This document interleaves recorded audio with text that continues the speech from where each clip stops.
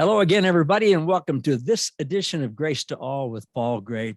You're going to love our guest today. I've found out about him and visited with him before and read up on his things. And it might take me a little while to read his introduction, but I want to give it all to you, and then I'll welcome him. John Grdina has been a public school educator for the past 17 years. He started teaching career and education and technical education. He's now a SPED teacher. He also has coached baseball and golf and teaches a leadership class at his high school. He graduated from John Carroll University, where he played baseball in 2004 with a BA degree, got his master's in education from Notre Dame, and his educational innovation leadership endorsement in 2019 from Fort Hays State, right here in my home state of Kansas. He continues to coach varsity golf and a leadership course at a suburban high school on the east side of Cleveland, where he actually went to school. And in his spare time, he's an ultra endurance athlete. Spare time, I'm not sure when that comes, who helps train other athletes across the United States. He's the owner of a TrueSupporter Group that prays for those in need, and he's the founder of 40 Days of Deliverance, a program to improve individuals' mind, body, and spirit. He lives in Cleveland Heights with his wife and 4 children, and in his leisure time, he enjoys nature walks with his family, coaching and supporting his children's local sports team, spending time with his extended family, and he loves helping others grow. He wants everybody to exhaust all their gifts, which God has freely given them in this life. And about the time you all hear this podcast, his first book, Molding Minds, is coming out early 2021. He teams there with his dear friend, businessman, and award-winning educator, Ryan Eubanks, and together they share valuable knowledge and experience to show there's hope where many think there is no hope. So with all of that impressive resume, John, welcome. How you doing, Paul? I'm good. I'm exhausted, though, reading about all the different things that you do. Man, we're going to talk about some of those, but you got a lot going. And John, I appreciate you taking time in your busy schedule to be with us. And I want to start out, as I do with everybody on the program, by asking you, how's your growing understanding of God's unconditional love and grace for all people? How's that changed your life where the rubber hits the road? Education and business, with your family, friends, sports? Yeah, I mean, faith is definitely a huge cornerstone of how I operate, and the grace of God, knowing that I'm saved by his son, Jesus Christ, has allowed me to have freedom, knowing that I am here on a mission. I think that's what changed for me, Paul, is knowing that I'm on a mission for the Lord. And that mission is to cultivate just wonderful atmosphere for people to be around, so that I could imitate Christ on earth by exhausting my gifts, which he gave to me, and to show that other people have gifts given to them by God. And once I realized that, my mindset was different for how I approach people. It was more understanding, patient, loving. And if the Father gave his only son to die for us, and being saved by, his act on the cross, how can I judge anybody? That's impossible. How do I think I'm greater than the Father? So having like I said, the mindset of that of Christ, loving, enduring, patient, it allows me to work with people at a better pace, I would say. Wow, that's wonderful. And I would guess from my limited experience with special education that you have opportunities to love people that at times are can be difficult and test your patience. Every day. The patience is tested every day, but like I said before, you can't get emotional about it. You have to separate the emotion and reacting, how maybe kids may flare up behavioral wise. And you have to look at it like from a different lens, that they're going through something I'm unaware of, and their home life is probably completely different than what I had growing up. So how can I love them and show the love of Christ through my behavior? without even using his name. And I'm obviously in a public sector. Yeah. So it's actually valid. It's supreme validation of doing the Father's will, of imitating the Lord through my work every day at school or coaching and whatever endeavor I'm attached to on a daily basis. No, that's beautiful, John. I appreciate your words, and I'm coming to that realization myself. Sometimes I really have to stop and think about it. But everybody has a story. We don't know their background. We don't know what's going on at home. We don't know how they process things. We don't know what limits they may have. And when we realize that, rather than judging them and pigeonholing them or whatever, if we just, as you said, if we live as Christ with them, boy, it makes a difference in everybody's life, doesn't it? Mm-hmm. Yeah, I mean, you don't want to add more gasoline to the fire for individuals. Yeah. So if you come at them hostile or judgmental, you're going to make a bigger explosion emotionally between the two parties. So if you pour out your heart, and I'll tell you a story. Yesterday, a student, very emotional day. An incident happened, and I brought him into my room, had him come in during my lunch, and I just told him to go on YouTube and calm down. There's a calming app you can use on your phone, but I just went on YouTube real quick and said, take 10 minutes, slow down your emotions. He came out of that room, and the first thing he said to me was, "You're the only teacher that really cares about me." Really? And I said, "Why?" He goes, "You just give me your time." And I said, "Son, I'm going to tell you this right now. I do care about you. I love you. And I treat you like my own children." What child would ever hear that from a teacher? Right? Yeah. It's okay to tell someone you love them. You know what? Because God loves us. So we should love everyone that we work with on a daily basis. Absolutely. My wife is a teacher. She's retired now, but and she's taught challenging students, as all teachers do. And towards the end of her career, she would just tell kids, I love you. I may not appreciate the way you just acted or whatever, but I love you. And that, man, when you tell, as she said, when you tell junior high kids that, especially boys, they'll go, ooh. But then something changes. Yeah.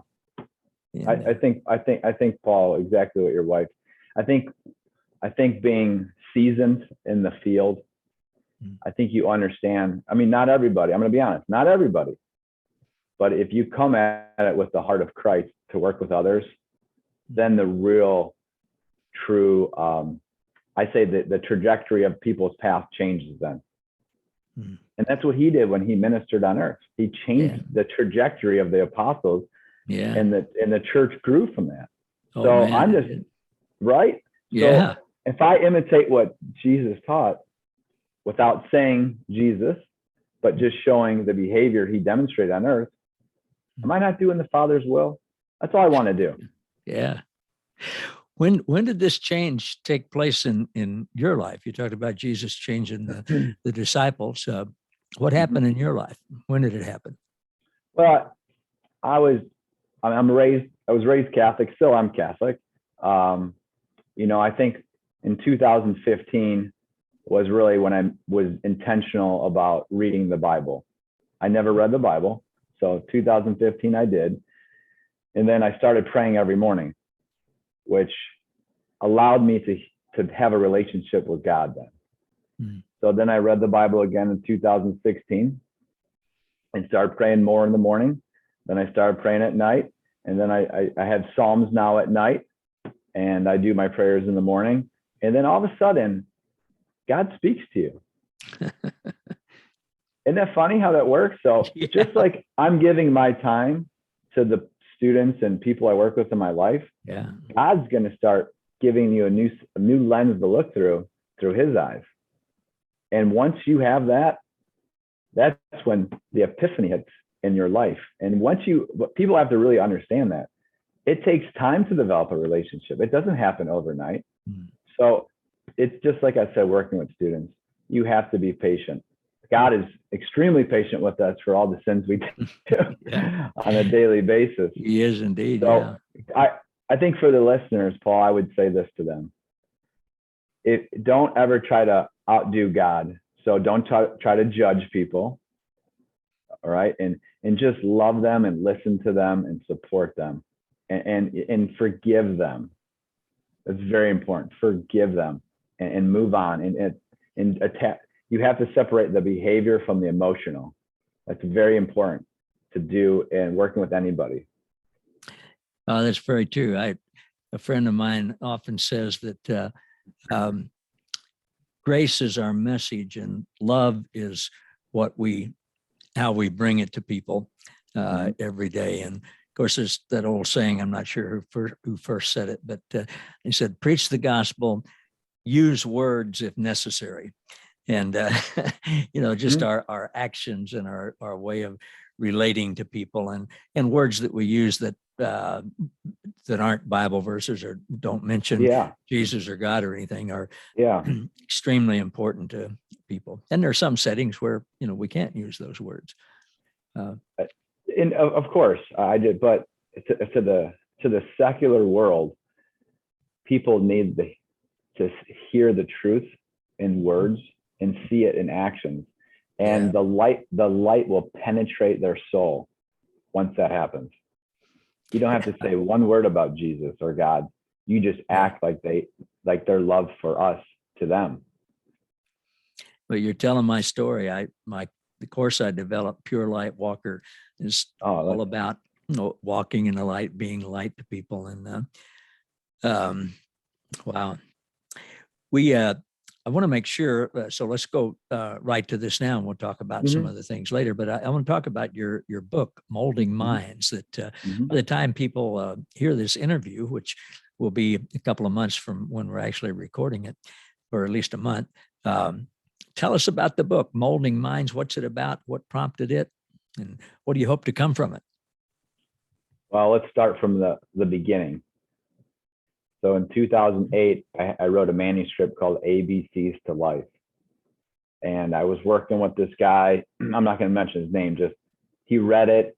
The first 2 chapters, he was green light. And then after that, he's like, not so good.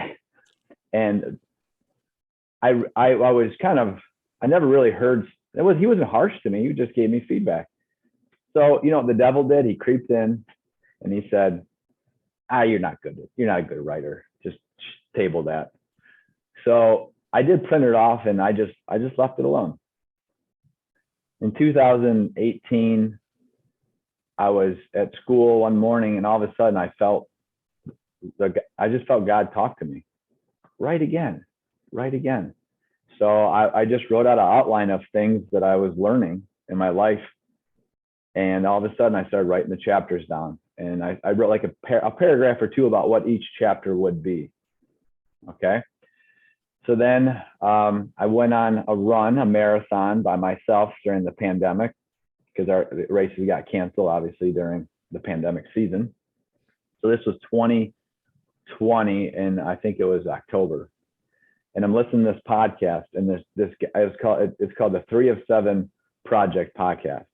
And this guy was on him, Jeff Forrester. And he said, I wrote my book in 2 months. It's already out. It's called Unleash Potential. Enjoy it. It's a great story about how just tap into what you have and what you can bring to people. And I'm like, this guy wrote this book in 2 months. I started mine in 2008, obviously changed how things were, but just kind of left it aside. Now we're 11 years down the pipeline 12 from 2008 to 2020. So I direct messaged him on Instagram. I wanted to find out the secret. How did you do this, Jeff? How did you do this? Something I've wanted to do. So we Zoomed like we are now, and we had a wonderful conversation. He kind of guided me what to do, how to be intentional, write this many words a day, be disciplined about the work, And we're great friends still to this day. I mean, we talk almost every day through Instagram, and he's part of TrueSupporter, as you mentioned earlier. And he's connecting me with so many people. So that one direct message on Instagram and phone call turned into a plethora of networking from him. So I started getting intentional about writing this book in late 2020. I finished the manuscript at the end of 40 Days of Deliverance, the program I run.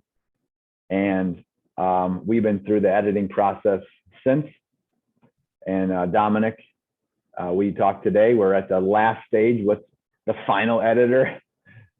And it was just, to be honest, Paul, that's how the book was written. The premise of the book is truly having a blueprint for success in your life. And from my experience as a teacher and a coach and a father, and then my buddy Ryan Eubank, his experience was the same thing. He coaches children, but he is a master welder, phenomenal individual, and he is a master welding instructor, and he does international classes with Lincoln Electric, who we worked for, which is one of the, I mean, if not the largest welding company in the world. So we blended our stories together. We had a friendship when we met in 2005. That's kind of how Ryan and I met. And he's dyslexic. I'm a special ed teacher. So my heart was already here to help him as a teacher who couldn't really read and comprehend. So we just formed a bond that has been there ever since 2005. Wow. Sounds like a series of God-ordained events, John. Absolutely. I've become aware of so many of those in my life, and you and I talked about a few of them the last time we met. But it's when we will take the time and let God show us things, he'll show you, hey, you know how this came about? Think back to then and to then and to then. And he was there with us in all of those things, always working things for the good, even when we had no idea that it was happening. And he continues to do that today, not only with you and me, but with everybody else too. And it really gets good when we realize that. Yeah. And I think the lesson I learned from 2008 till now was, I don't think I was ready yet, to be honest. The book I would not complete. Yeah, it would be completely different because it didn't have the story of the relationship Ryan and I had with working with students. It didn't have the knowledge I have now of what discipline and obedience is truly to be successful. So I was a young rookie, you know, like I said, I started in education in 2005 and I was writing this book in 2008. So that was only 3 years of experience. That's completely different than having now 17, 18 years under my belt. Yeah. It's a vastly different perspective. So I'm glad that God put it on my heart a couple of years ago to fulfill this desire I had that was rooted back in 2008. Well, and that book, I'm confident will help lots of people. Obviously, just from hearing you and getting to know your heart, and I know Dominic and his team, of course, that they will do a wonderful job with it, and it will help lots of people, and probably will, in the process, maybe lead to some speaking engagements for you and other things to help even more people. That's the way God works. I just want to do his will. And to be honest, I want the story is like you said earlier, everyone has a story. The story is a lot of children I've learned, they doubt themselves. They have low self-confidence, low self-worth. So the stories in there are kids who were drug dealers, on drugs, just sinful nature, or just lost sheep. Mm-hmm. And how we took action steps to intervene in their life in a special way, it gave them hope. That's what it's all about. We want to give people hope that they have gifts, and talents that they can truly offer this world and other people. It's a beautiful message. And that's what God gave us. Yeah, well, it's you're in your show notes and in talking about the book. What you guys want to do is to share valuable knowledge and experience to show hope where many think there is no hope. And Yeah. well, that's the truth. Most people don't think there is any hope because they never had anybody show them that there is. And Yeah, it's true. now we get to do that, don't we? Well, I think I think we have a responsibility to be good shepherds to the flock. We do, of course. To him who much is given, much is required. And Brian, with your permission, we're going to finish this up. You and I will stay on the line and visit a couple of minutes and then do a second podcast. People will see this a week later. We'll be in the same place, wearing the same shirt and everything, but people will know because I'll tell them that we actually have changed clothes and taken a bath and all that kind of stuff. But before we finish in the last couple of minutes or so, tell people how they can connect with you, where they can find you, talk about the book and those things, because you got a lot of great things going. I appreciate it, Paul. The biggest form of communication I use is Instagram. So it's just JGRDINA04. Through Facebook, it's just John Grdina, JOHN Grdina. I do have a TikTok, and I do have what else is there? so many different social media platforms out there. But the one place I would highly recommend is to go to your local app for your podcasting. And I just started my new show. It's called The John Grdina Classroom. So if you want to get to know more about me and my lessons that I have had with others and their journey in life, it's probably the best and most intimate place to go to hear those stories as well. Super. Well, those things are in the show notes, but I hope people will, I know after listening to you, people will want to do that and be helping even more people. So John, thank you for taking the time to be with us. We'll do another one that people will hear next week, and I appreciate you being here. Hey, thank you, Paul. I appreciate you. Thank you. And thanks to everybody for being with us for another edition of Grace to All with Paul Gray. See you next time.